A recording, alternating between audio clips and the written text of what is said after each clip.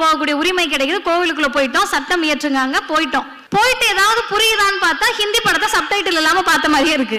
என்னமோ பேசுறாங்களே, என்ன பேசுறாங்கன்னே புரிய மாட்டேங்குது அப்படின்னு நினைக்கிறப்பதான் ஒரு தலைவர் கேட்டார், நீ ஒரு மந்திரம் ஓதுற, அது ஏன் தாய்மொழி கிடையாது, நியாயமா யார் கேட்டிருக்கணும்? தமிழ் தேசியம் பேசுறேன், தமிழுக்காக எங்க தாத்தா செத்து போனாருன்னு கதை விட்டுட்டு இருக்கவங்க பேசியிருக்கணும். ஆனால் தமிழை பெரியார் காட்டுமிராண்டி மொழின்னு சொன்னாருன்னு யார் பரப்பி விடுகிறார்களோ அந்த தலைவன் பெரியார் தான் கேட்டார், தாய்மொழி தமிழில் தான் கோவிலுக்குள்ள நீ பாடணும், தாய்மொழி தமிழ் தான் கோவிலுக்குள்ள இருக்கணும். சொன்னோன்னே யாருக்கு தெரியுமா ரோஷம் வந்துச்சு? யாருக்கு தெரியுமா சுயமரியாதை வந்துச்சு? நான் நாத்திகன், ஆனால் என்னுடைய ஆட்சி எல்லோருக்குமானது என்று சொன்ன முத்தமிழறிஞர் கலைஞருக்கு தான் அந்த சிந்தனை வந்தது. கலைஞர் ஒரு இடத்தில் மேடையில, பொது மேடையில கேட்கிறாரு, எங்க ஐயா பெரியார் கடவுள் இல்லன்ட்டாரு. நாங்க என்ன சொல்றோம்னா, கும்பிடுறதுதான் கும்பிடுற, தமிழ்ல கும்பிடுன்றோம். அடுத்துதான் முக்கியம் ஹைலைட், என் மொழி தமிழ் தெரியாத கடவுளுக்கு தமிழ்நாட்டில் என்ன வேலை? கேட்டவர் முத்தமிழறிஞர் டாக்டர் கலைஞர். எங்க கேட்டாரு? திராவிடர் கழகத்தினுடைய சிட்டிங் சீஃப் மினிஸ்டர். எப்படிங்க தைரியம் வரும்? எலெக்ஷன்ல நிக்கணும், தேர்தல்ல நிக்கணும், இந்த மக்கள்கிட்ட வாக்கு கேட்கணும். எந்த துணிச்சலில் கலைஞர் பேசினார் என்றால், நான் அரசியல்வாதி 2வது, நான் முதலமைச்சர் 2வது, நான் திமுக காரன் கடைசியில, முதலில் நான் மானமிகு சுயமரியாதைக்காரன் என்று சொன்ன முத்தமிழறிஞர் டாக்டர் கலைஞர் தமிழில் வணங்க வேண்டும், தமிழில் அர்ச்சனை செய்ய வேண்டும்னு கோவிலுக்குள்ள தமிழை கொண்டு போயிட்டாரு. ஹிந்து நாளிதழில் அன்னைக்கு ஹிந்துல வந்தது, இன்னைக்கு ஹிந்துல வராது அப்படின்னு உத்தரவாதம் கொடுப்பதுக்கு யாரும் இல்ல, வரலாம். என்ன எழுதியிருக்காங்கன்னா, நீதி கட்சியில இந்த சட்டத்தை கொண்டு வரணும், இந்து சமய அறநிலைத்துறை பாதுகாப்பு சட்டம், கோவில்களை பாதுகாக்கணும். யார்கிட்ட பாதுகாக்கணும்? கோவில்ல நிறைய பூனை தெரியுது, பூனை கிட்ட இருந்து காப்பாற்றணும் அப்படின்னு முடிவுக்கு வராங்க. முடிவுக்கு வந்து டிஸ்கஷன் நடக்கிறப்ப ஹிந்துக்கு மூக்கு வேர்த்துருது. இந்த ஹிந்துக்களுக்கு இல்ல, பேப்பருக்கு மூக்கு வேர்த்துருது. எழுதுறாங்க, 48 உறுப்பினர்கள், 3 மடங்கு உறுப்பினர்களை கொண்ட சபையில் 3 கோடி மக்களின் மத உணர்வுகளை பற்றி முடிவெடுப்பது போலித்தனமானது. 3% பார்ப்பனர்கள் உட்கார்ந்துகிட்டு 97% பார்ப்பனர் அல்லாத மக்களுடைய பிசி, எம்பிசி, எஸ்சி, எஸ்டி உடைய கல்வியில் தலையிடுவீர்கள் என்றால் அது போலித்தனமானது இல்லையா? 3% உட்கார்ந்துகிட்டு 97% கோவிலுக்குள்ள விட மாட்டேன்னா அது போலித்தனமானது இல்லையா? அனைவருக்கும் வணக்கம். எல்லோரும் காலையில இருந்து அமர்ந்திருக்கீங்க. மேடைக்கு வந்த பிறகு 2 செய்திகள் நிகழ்ச்சியை தந்தது. முதல் செய்தி, இன்னும் 3 மாதத்தில் தமிழ்நாட்டில் தேர்தல் வந்துவிடும்.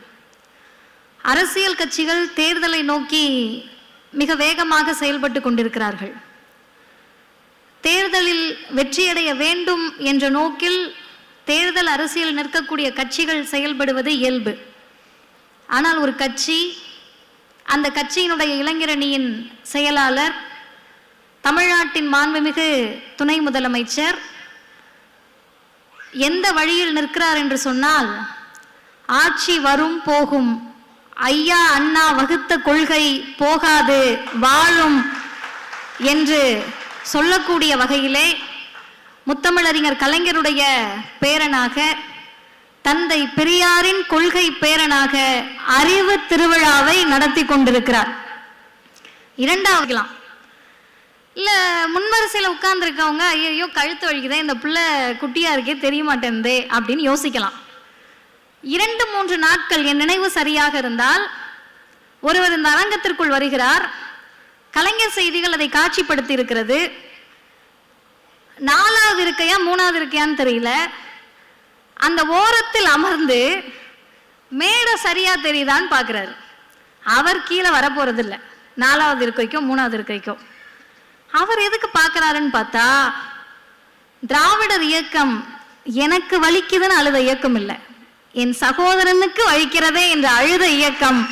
அந்த இயக்கத்தினுடைய மாநில இளைஞரணி செயலாளர் மாண்புமிகு துணை முதலமைச்சர் அரங்கில் வந்து அமர்ந்து மற்றவர்களுக்காக பார்த்து அதை சரி செய்திருக்கிறார்.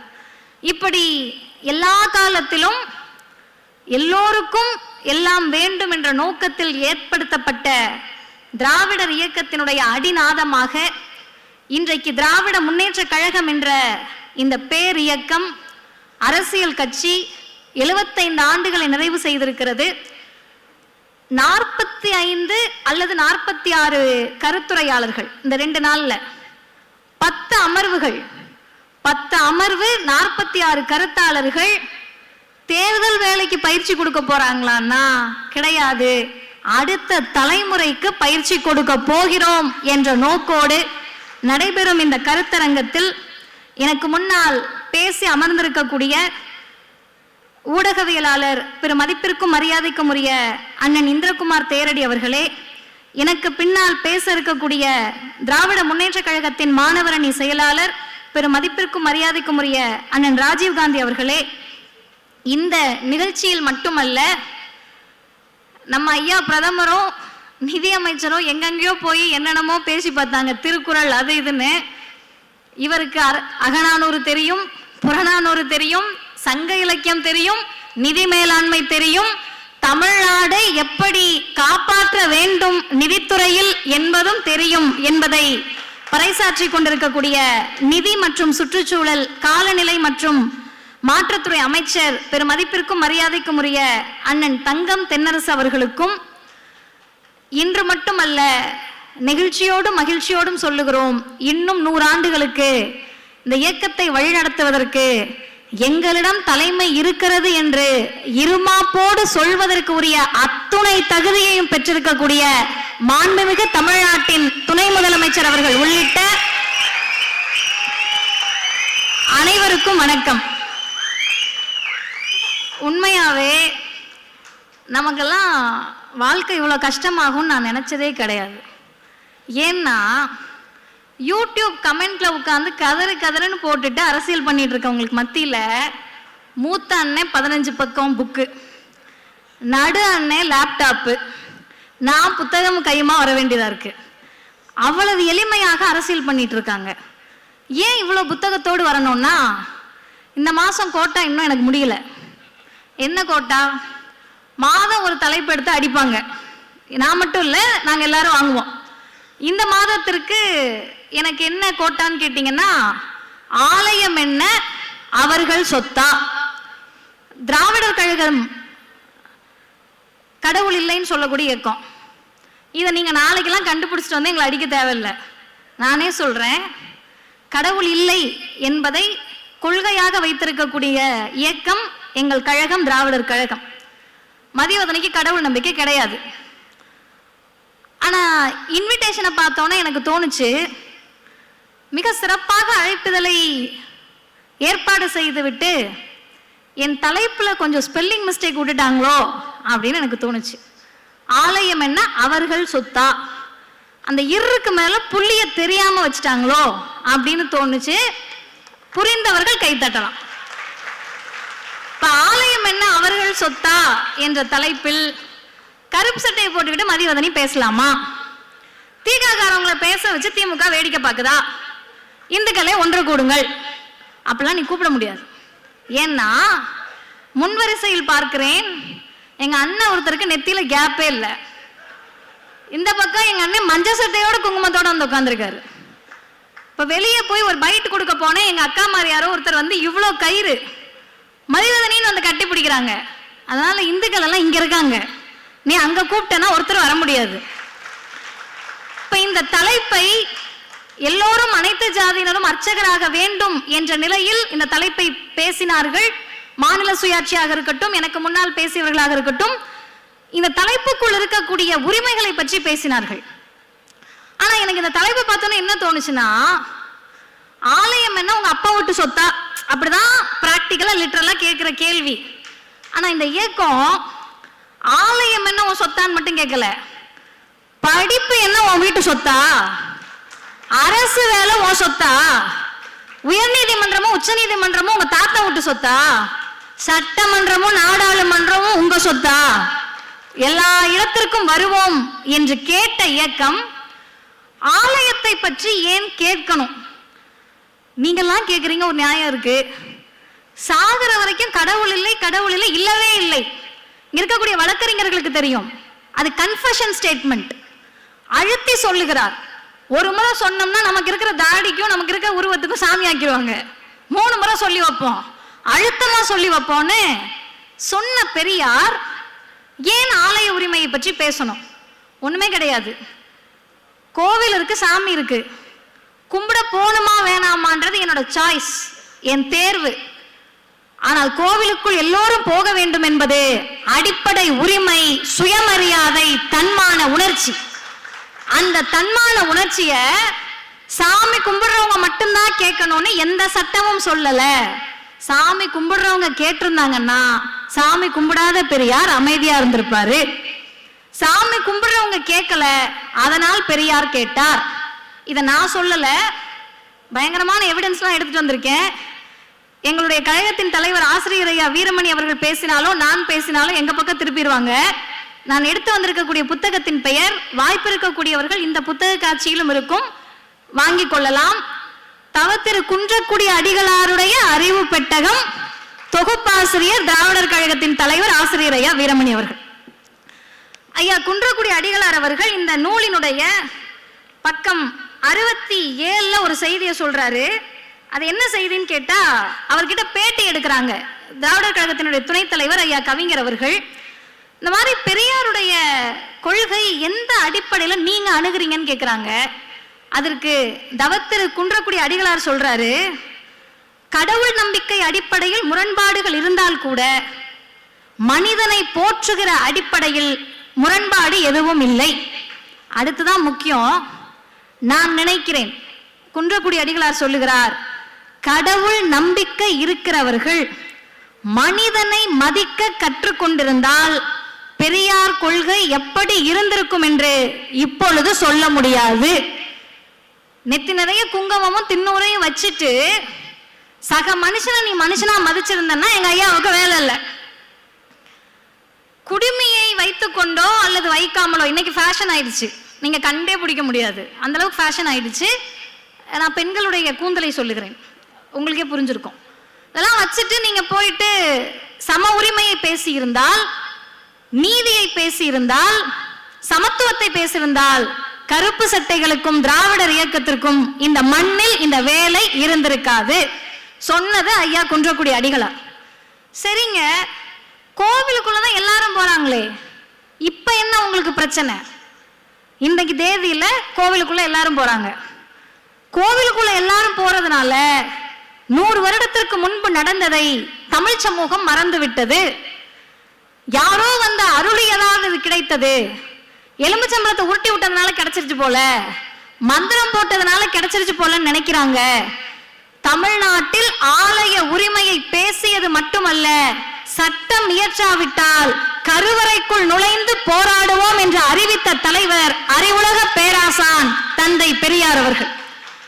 ஏங்க கோவில் கருவறைக்குள்ள போகணுமான்னு கேட்டா, அருமை சகோதரர்களே, கருவறையெல்லாம் லாஸ்ட் ஸ்டெப் தான், கோவில் 2வது ஸ்டெப் தான். கோவில் தெருவுக்குள்ளே போக முடியல, ஆலயம் மட்டும் மன்னிக்கணும், அவர்கள் சொத்து இல்ல, ஆலயத்தின் தெருக்களும் அவர்கள் கையில் தான் இருந்தது. எனக்கு லாஜிக்கே புரியலங்க. சட்டம் படிச்சிருக்கோம், என் வீட்டுக்குள்ள யாராவது வரக்கூடாதுன்னு சொல்றதுக்கு எனக்கு உரிமை இருக்கு. நான் கட்டின வீடு, என் வீட்டுக்கு வெளியே இருக்க தெருவுக்குள்ள ஏடிஎம்கே கார் வந்து நின்னாருன்னா எனக்கு கடுப்பா இருக்கு, பிஜேபி காரை பார்த்தாலே கடுப்பா இருக்கு, ஆர்எஸ்எஸ் பார்த்தாலே எரிச்சலா இருக்குன்னு நான் சொல்ல முடியுமா? கட்டுனது என் வீடு, ரோடுல நடக்க முடியாதுன்னு எப்படி சொல்ல முடியும்?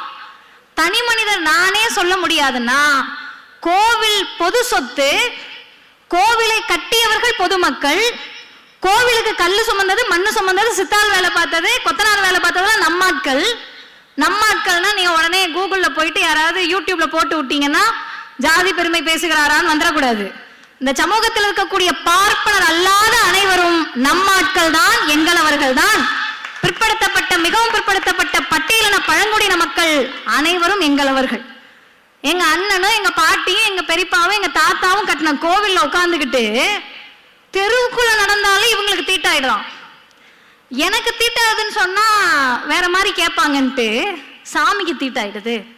ஒரு தலைவர் தான் கேட்டார், என் சகோதரன் கோவிலுக்குள் வந்து சாமிக்கு தீட்டாகிறது என்றால் அதிக பலம் வாய்ந்தது என் சகோதரனா உன் சாமியா? இந்த கேள்வியில தப்பு இருந்திருந்தா பெரியாரிடம் நீங்கள் கேட்டிருக்க வேண்டும். இன்னைக்கு வரைக்கும் பதில் இல்லை. இப்ப தெருவுக்குள்ள போனோம், கோவிலுக்குள்ள போனோம், ஆலயத்துக்குள்ள போனோம். இதெல்லாம் தாண்டி கோவிலுக்குள்ள போகக்கூடிய உரிமை கிடைக்குது. கோவிலுக்குள்ள போயிட்டோம், சட்டம் இயற்றுங்காங்க, போயிட்டோம். போயிட்டு ஏதாவது புரியுதான்னு பார்த்தா ஹிந்தி படத்தை சப்டைட்டில் இல்லாம பார்த்த மாதிரியே இருக்கு. என்னமோ பேசுறாங்களே, என்ன பேசுறாங்கன்னே புரிய மாட்டேங்குது.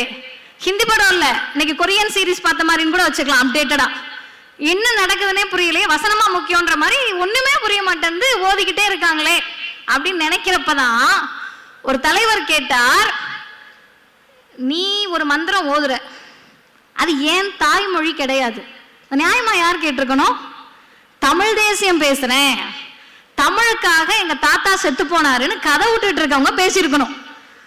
ஆனால் தமிழை பெரியார் காட்டுமிராண்டி மொழின்னு சொன்னாருன்னு யார் பரப்பி விடுகிறார்களோ அந்த தலைவன் பெரியார் தான் கேட்டார், தாய்மொழி தமிழில் தான் கோவிலுக்குள்ள நீ பாடணும், தாய்மொழி தமிழ் தான் கோவிலுக்குள்ள இருக்கணும்.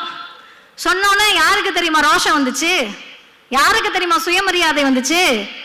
நான் நாத்திகன், ஆனால் என்னுடைய ஆட்சி எல்லோருக்குமானது என்று சொன்ன முத்தமிழறிஞர் கலைஞருக்கு தான் அந்த சிந்தனை வந்தது. கலைஞர் பேசுகிறார், எப்ப பேசினாருன்னு கடைசியா சொல்றேன்.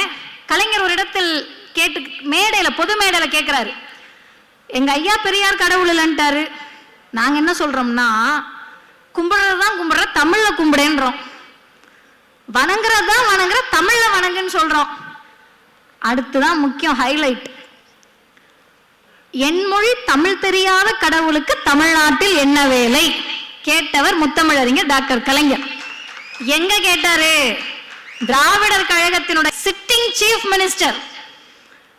எப்படிங்க தைரியம் வரும்? எலெக்ஷன்ல நிக்கணும், தேர்தல்ல நிக்கணும், இந்த மக்கள்கிட்ட வாக்கு கேட்கணும். நம்ம சொல்றத 2-3 எழுதுறதுக்கு அன்னைக்கு ஊடகங்கள் நிறைய இருந்துச்சு, பெருமதிப்பிற்குரிய பத்திரிகைகள்லாம் அன்னைக்கு இருந்துச்சு. நீங்க ஒண்ணு சொன்னீங்கன்னா 3 எழுதுறதுக்குலாம் ஆள் இருந்தாங்க. எப்படி பேசியிருப்பாரு? எந்த துணிச்சலில் கலைஞர் பேசினார் என்றால், நான் அரசியல்வாதி 2வது, நான் முதலமைச்சர் 2வது, நான் திமுக காரன் கடைசியில, முதலில் நான் மானமிகு சுயமரியாதைக்காரன் என்று சொன்ன முத்தமிழறிஞர் டாக்டர் கலைஞர் தமிழில் வணங்க வேண்டும், தமிழில் அர்ச்சனை செய்ய வேண்டும்னு கோவிலுக்குள்ள தமிழை கொண்டு போயிட்டாரு.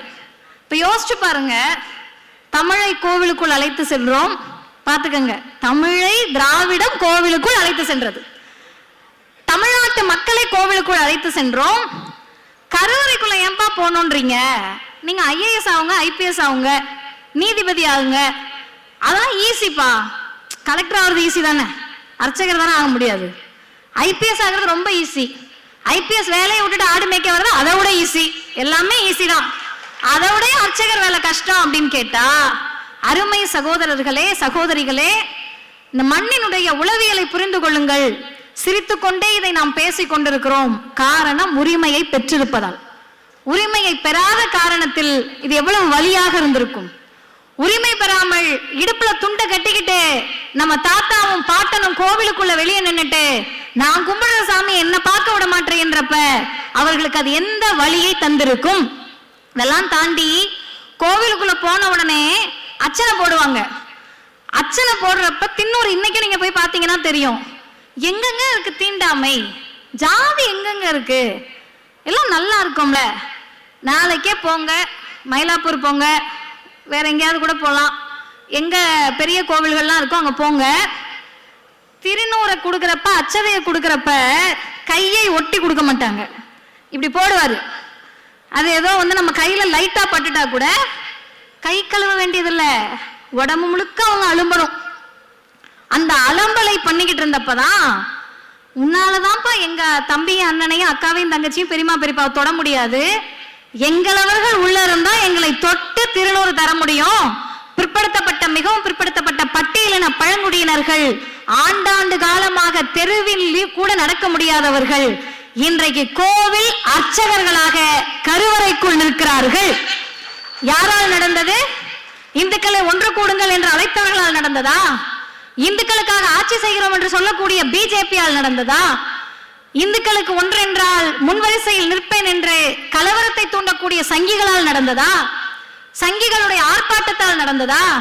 சங்கிகளுடைய தலைமகர்களுடைய ஆர்ப்பாட்டத்தால் நடந்ததா? கடவுள் இல்லை என்று சொன்ன பெரியாரும் அவர் வழி வந்த முத்தமிழறிஞர் டாக்டர் கலைஞராலும் இன்றைக்கு பெருமையோடு சொல்லுகிறோம், எல்லோருக்கும் ஆகஸ்ட் 15 சுதந்திர தினம். ஒரு நாள் முன்னாடி ஆகஸ்ட் 14, 2021 ஏறக்குறைய 50 பேருக்கு அனைத்து ஜாதியினரும் அர்ச்சகராகலாம் என்று அந்த பணி நியமன ஆணையை தந்தவர் முத்துவேல் கருணாநிதி ஸ்டாலின் என்ற முதலமைச்சர். இது தீகாக்காரவங்களுக்கு எவ்வளவு நிகழ்ச்சினா, அந்த பணி நியமன ஆணையை கொடுத்து விட்டு பெரியார் திடலுக்கு சென்று ஆசிரியர் ஐயா வீரமணி அவர்களை முதலமைச்சர் அவர்கள் சந்திக்கிறார். எங்கள் தலைமுறைக்கு கீழே உட்கார்ந்துருக்கவங்க நான்லாம் சேர்த்து நம்முடைய தலைமுறைக்கு ஏன் அவங்கெல்லாம் நிகழ்ச்சி ஆகிறாங்கன்னு தெரியாது. வீதிகளில் நின்று போராட்டம் நடத்தி சிறைச்சாலைக்கு போய் பெற்றுக் கொடுக்க முடியாத உரிமையை நம்மவர் ஒருவர் முதல்வர் நாற்காலியில் உட்கார்ந்து சத்தமில்லாமல் செய்து காட்டிருக்கிறார். ஒன்னும் இல்லைங்க, வெற்றிடம். கலைஞர் போயிட்டாரு, செம்ம ஜாலி கொண்டாட்டம். உட்கார்ந்து இருந்தப்ப அவராது பரவாயில்ல, கொஞ்சம் கருணை காட்டுவாரு. இந்த மனுஷன் ஈவிரக்கம் பார்க்காம சத்தம் போட்டு அடிச்சா கூட சரி, வலிக்குதுன்னு கத்திடலாம். கும்மாங்குத்து தான், ஊமை குத்துனுவாங்கல்ல, அப்படி குத்து குத்தி விட்டுட்டு நினைச்சு பாருங்க, சட்டம் போட்டு இதை சாதிக்க முடிந்ததா? சட்டம் எப்ப வந்துச்சு? நம் பாட்டன் கட்சி காலமான நீதி கட்சியில சட்டம் இயற்றினாங்க. சட்டம் இயற்றுகிற போது நான் இதை இந்த இடத்துல சொல்லலாமான்னு தெரியல, ஆனா எப்படி வாங்க போறது 2-3 சொல்லிட்டு வாங்கிக்கலாம், ஒன்றும் பிரச்சனை இல்லை. சொல்லாம போயிட்டோம்னா மனசு கஷ்டமா இருக்கும். ஹிந்து நாளிதழில் அன்னைக்கு ஹிந்துல வந்தது, இன்னைக்கு ஹிந்துல வராது அப்படின்னு உத்தரவாதம் கொடுப்பதுக்கு யாரும் இல்லை, வரலாம். என்ன எழுதியிருக்காங்கன்னா, நீதி கட்சி என்ன பண்றாங்கன்னா, எல்லாருமே குசும்பு பிடிச்சவங்க தான் போல, இன்னைக்கு சட்டமன்றத்தில் உட்காந்து ராகிங் பண்ணிட்டு இருக்காங்களா, அந்த மாதிரி தான் போல. யாரும் ராக் பண்றாங்க? உங்கள் முடிவுக்கு விட்டு விடுறேன். இப்போ இவங்க என்ன பண்றாங்க, நீதி கட்சியில இந்த சட்டத்தை கொண்டு வரணும், இந்து சமய அறநிலைத்துறை பாதுகாப்பு சட்டம், கோவில்களை பாதுகாக்கணும். யார்கிட்ட பாதுகாக்கணும்? கோவில்ல நிறைய பூனை தெரியுது, பூனை கிட்ட இருந்து காப்பாற்றணும் அப்படின்னு முடிவுக்கு வராங்க. முடிவுக்கு வந்து டிஸ்கஷன் நடக்கிறப்ப ஹிந்துக்கு மூக்கு வேர்த்துருது. இந்த ஹிந்துக்களுக்கு இல்ல, பேப்பருக்கு மூக்கு வேர்த்துருது. எழுதுறாங்க, 48 உறுப்பினர்கள், 3 மடங்கு உறுப்பினர்களை கொண்ட சபையில் 3 கோடி மக்களின் மத உணர்வுகளை பற்றி முடிவெடுப்பது போலித்தனமானது. வாஸ்தவமான பேசுதாங்க.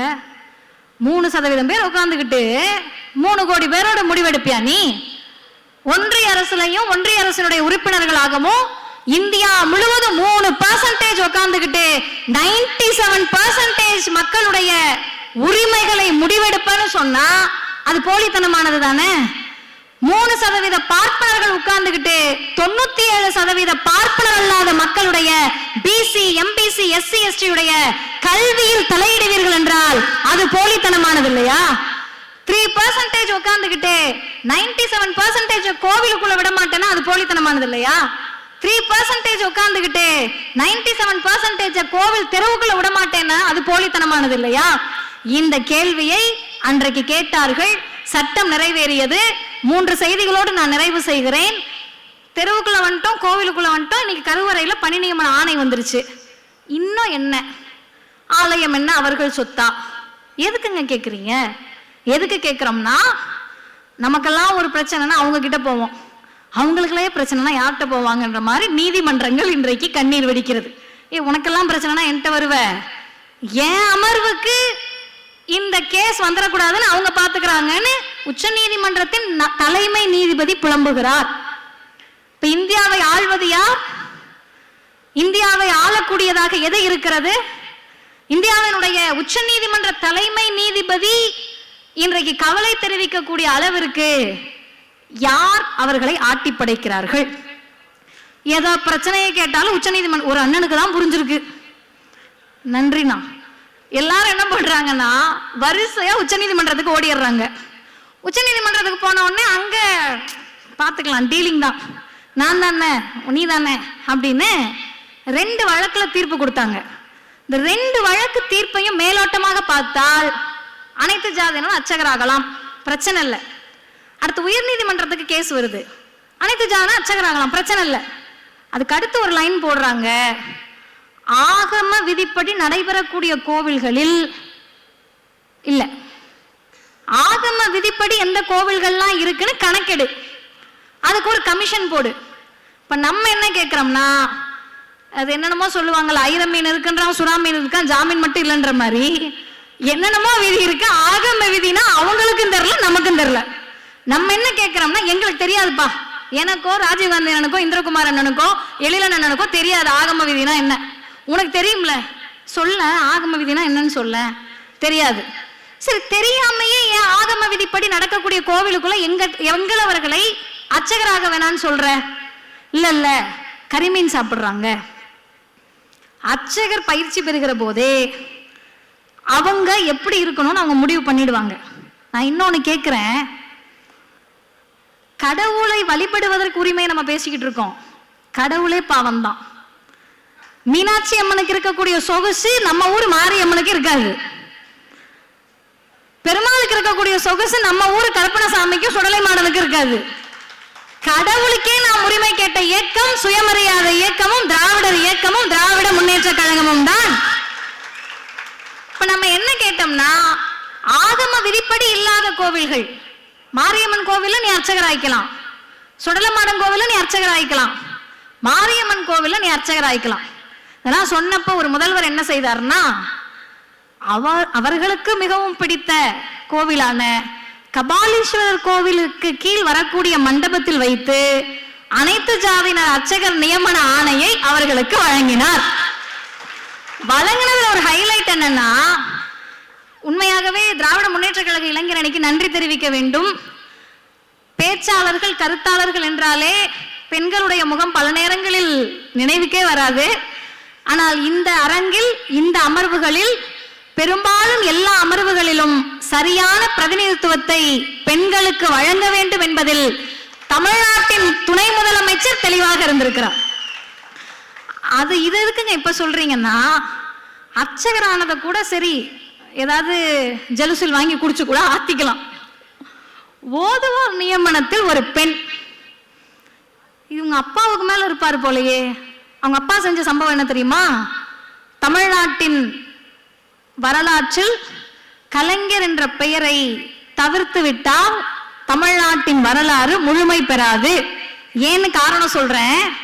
மதிவதனி ஒருவேளை சாமி நம்பிக்கை இருந்து கோவிலுக்குள்ள போனா, அர்ச்சகரானா ஓதுவாரானா 3 நாள் தீட்டாயிடுமா. மாதவிடாய் காலத்தில் உள்ள வரக்கூடாது.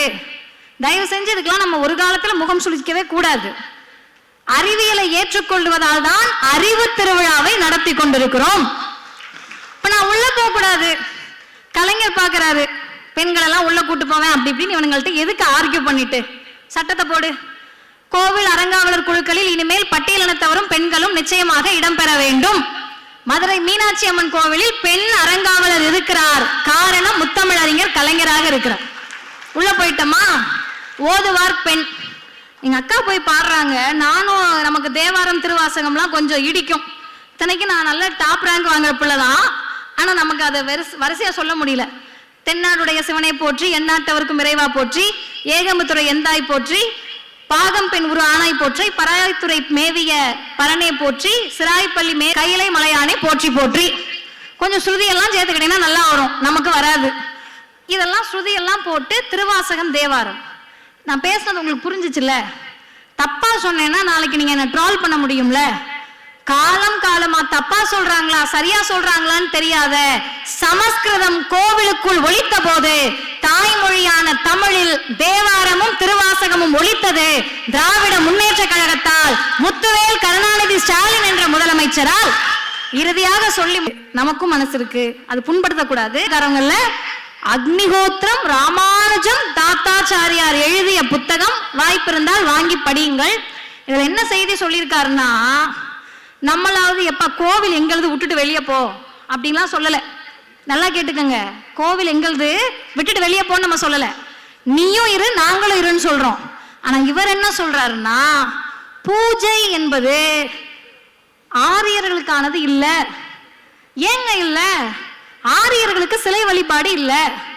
அப்ப யார்கிட்ட இருந்து ஆட்டையை போட்டாங்க, சாரி யார்கிட்ட இருந்து எடுத்தாங்க அப்படின்னு கேட்டா, இவர் சொல்லுகிறார், தமிழர்கள் வரலாற்றில் தான் சிற்பம் செய்யக்கூடிய முறை இருந்தது.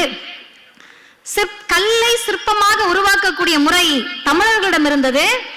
கல்லை சிற்பமாக உருவாக்கினார்கள், அதை வணங்கினார்கள். கடவுளானது, கடவுளுக்கு அவர்கள் பூவை வைத்து வழிபட்டார்கள். பூசை, அந்த பூசை ஆரியர்களால் பூஜையானது. இப்ப கோவிலும் உன் கான்செப்ட் இல்ல, கோவில் இருக்க சிலையும் ஒன்னது இல்ல. ஆனா எங்கால உள்ள விட மாட்டேன்னு சொன்னா கேட்டுக்கிட்டு சும்மா இருக்க கூடாதுன்னு சொல்ற நம்ம இந்துக்களுடைய விரோதி. நீ படிக்க கூடாது, புதிய கல்விக் கொள்கை கொண்டு வருவேன். நீ டாக்டர் ஆகக்கூடாது, நீட்டு கொண்டு வருவேன். நீ எங்கிட்டாவது படிச்சு உருப்படக்கூடாதுன்னு நிதி கொடுக்க மாட்டேன். நீங்கெல்லாம் ஓட்டு கூட நிம்மதியா போட்டக்கூடாதுன்னு எஸ்ஐஆர் கொண்டு வருவேன். நீங்களாம் வாழ்ந்துடவே கூடாதுன்னு சொல்லி சிட்டிசன்ஷிப் அமெண்ட்மெண்ட் ஆக்ட் கொண்டு வருவேன்னு எல்லாவற்றையும் கொண்டு வரக்கூடிய பிஜேபி RSS தமிழர்களுக்கு மட்டுமல்ல மனித இனத்திற்கே எதிரி என்பதை சொல்லக்கூடியதுதான் 2026 தேர்தல். இப்படி சொல்லி முடிக்கிறேன். கோவில் தெருவுக்குள் அழைத்து சென்றது சுயமரியாதை இயக்கம், திராவிடர் இயக்கம். கோவிலுக்குள் அழைத்து சென்றது திராவிடர் இயக்கம். கோவில் கருவறைக்குள் இந்து சகோதரர்களை அழைத்து சென்றது திராவிடர் இயக்கம், திராவிட முன்னேற்ற கழகம். கோவிலுக்குள் பெண் ஓதுவாரை அழைத்து சென்றது திராவிடர் கழகம், திராவிட முன்னேற்ற கழகம். இந்துக்களே ஒன்று கூடி 2026 ஆலயம் மட்டுமல்ல, எதுவும் உங்க அப்பா விட்டு சொத்து கிடையாது, தமிழர்களின் திராவிடத்தின் சொத்து என்பதை நிரூபிக்க திராவிட முன்னேற்ற கழகம் ஆட்சி அமைக்கும். வாய்ப்புக்கு நன்றி, வணக்கம். வாழ்க பெரியார், வளர்க பகுத்தறிவு.